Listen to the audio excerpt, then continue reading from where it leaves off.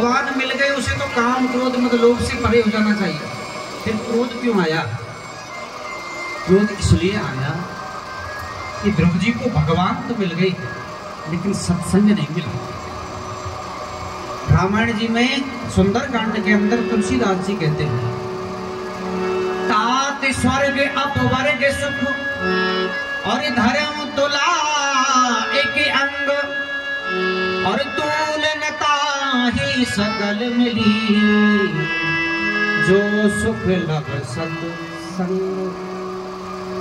तुलसीदास जी कहते हैं, बोले चाहे भगवान मिल जाए कोई जरूरी नहीं, लेकिन सत्संग जीवन में मिलना चाहिए।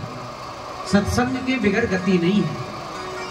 सत्संग, अब सत्संग का भी दो अर्थ होता है, एक होता है सत्य का संग और एक होता है संतों का संग।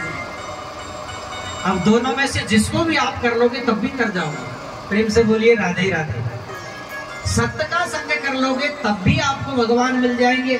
देखो, भगवान मिल जाए और सत्संग नहीं मिले तो मुक्ति नहीं होती है, और यदि सत्संग मिल जाए भगवान नहीं मिले तो भी मुक्ति हो जाती है। प्रेम से बोलिए राधे राधे। हाँ, जैसे पहले दिन हमने कथा सुनाई थी कि देवता लोग जब राजा परीक्षित को कथा सुना रहे थे सुखदेव जी, तो देवता लोग स्वर्ग से आए, क्या लेकर के? अमृत लेकर, अमृत का घड़ा लेकर के आए, कलश। सुखदेव जी से कहा कि बोले महाराज आदान प्रदान कर दो। कैसे? बोले इस अमृत को तो आप पिला दीजिए परीक्षित को, और जो आपकी कथामृत है वो हमें पिला दीजिए। यानी सुधामृत जो है वो परीक्षित को पिला दो, कथामृत हमें पिला दो। अब दोनों में अंतर क्या है? कथामृत में और अमृत में क्या अंतर है? देखिए, अमृत कब मिलता है व्यक्ति को, जीव को? जब कोई पुण्यात्मा, कोई महात्मा जब भजन करता है, तपस्या करता है, जब अपना शरीर छोड़ करके जब वैकुंठ धाम को जाते हैं, तब जाकर के उन्हें अमृत मिलता है, जो भी एक दो बूंद। क्योंकि अमृत ऐसे ही नहीं है। अमृत को पाने के लिए देवताओं ने राक्षसों के साथ युद्ध किया, समुद्र मंथन किया, तब जाकर के अमृत मिला। तो उस अमृत को ऐसे थोड़ी पिला देते हैं किसी को। लेकिन अमृत और कथामृत दोनों में फर्क देखिए।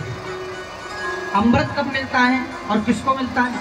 जो पुण्यात्मा होगा, जो बिल्कुल महात्मा होगा, भगवान का बड़ा भजन तपस्या की होगी, जब वो शरीर छोड़ करके भगवान के धाम को जाते हैं तो वहां उनको अमृत मिलता है। और कथामृत कब और किसको मिलता है? बोले कथामृत की कोई बंदेज नहीं है। कोई भी आओ, चाहे पापात्मा हो, चाहे महात्मा हो, चाहे पुण्यात्मा हो, चाहे कैसा भी पापी हो, आकर के बैठो और भागवत कथा का अमृत पान करो, सुधामृत। अच्छा, दूसरी और विशेषता क्या है? देखिए, अमृत की विशेषता है कि जब जीव जाता है उसको अमृत पिला दिया जाता है। फिर छीणे छीणे पुण्य मृत्यु लोकम विसंति। जैसे जैसे उस जीव का पुण्य क्षीण होगा फिर उसे मृत्यु लोक में धकेल दिया जाता है कि जाओ, तुम्हारा पुण्य खत्म हो गया, अब तुम जाओ, वापस पृथ्वी पर चले जाओ। लेकिन जिसने एक बार श्रद्धा और नियम से कथामृत का पान कर लिया, उसका जन्म जन्मांतर से ही मुक्ति हो जाती है। हाँ, कथामृत और अमृत, इनमें सबसे बड़ी ये विशेषता है। कथामृत तो मिलेगा केवल पुण्यात्माओं को, और जो अमृत है वो केवल पुण्यात्माओं को मिलता है, जो भी यहाँ से जाएंगे तब। लेकिन कथामृत इतना सुलभ है सज्जनों कि चाहे कोई कितना भी पापी हो, कितना भी दुराचारी हो, है? और कितना भी चाहे महात्मा हो चाहे पुण्यात्मा हो, सब आइए अपने कान का दोना बना करके और बड़ी मस्ती से कथामृत का पान कीजिए। प्रेम से बोलिए राधे राधे। तो एक भजन आता है ना, वो बूटी हरि के नाम की सबको पिला के पी, बूटी हरि के नाम की सबको पिला के पी, बूटी हरि के नाम की सबको पिला के पी, बूटी हरि के नाम की सबको पिला के पी, बूटी हरि के नाम की सबको पिला के पी, पीने की है तमन्ना तो, पीने की है तमन्ना तो खुद को लुटा के पी, बूटी हरि के नाम की सबको पिला के पी।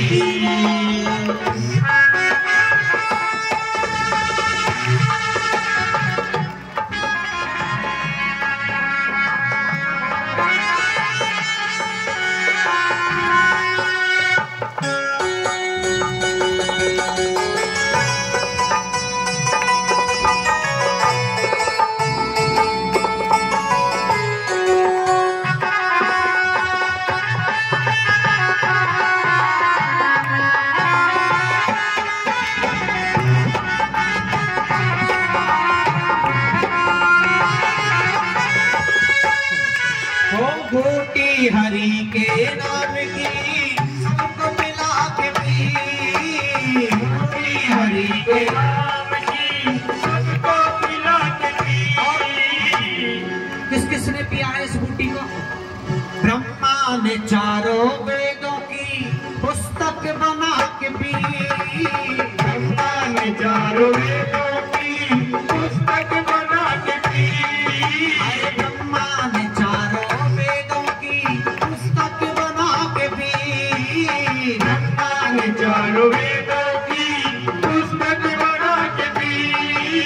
शंकर ने कैसे पी? शंकर ने अपने शीश पे गंगा चढ़ा के पी, शंकर ने अपने शीश पे गंगा चढ़ा के पी, बूटी हरि के नाम की सबको पिला के पी, बूटी हरि के नाम की सबको पिला के पी।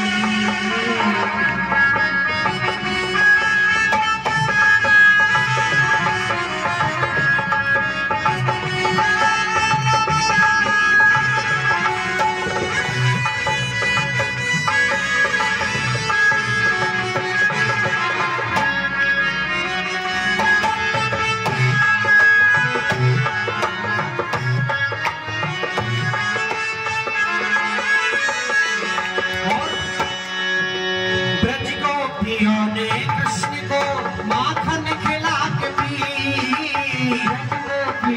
कृष्ण को माखन खिला के पी, ब्रज गोपियों ने कृष्ण को माखन खिला के पी,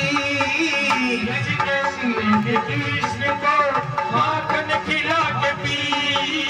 सबरी ने, अरे सबरी ने झूठे बेर प्रभु को, अरे सबरी ने झूठे बेर अपने को खिला के पी, सबरी ने झूठे बेर को खिला के पी, बूटी हरि के नाम की।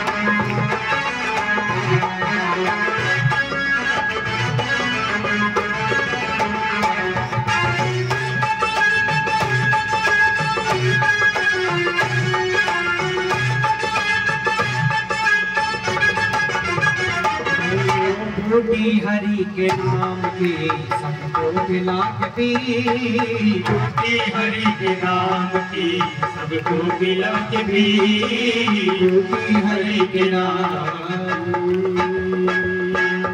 बोले वृंदावन बिहारी लाल की जय। इसलिए भगवान भगवान के नाम की बूटी सबको पिलाते हुए और पीते हुए चलते जाओ, तभी जाकर के इस भव संसार सागर को पार कर पाओ।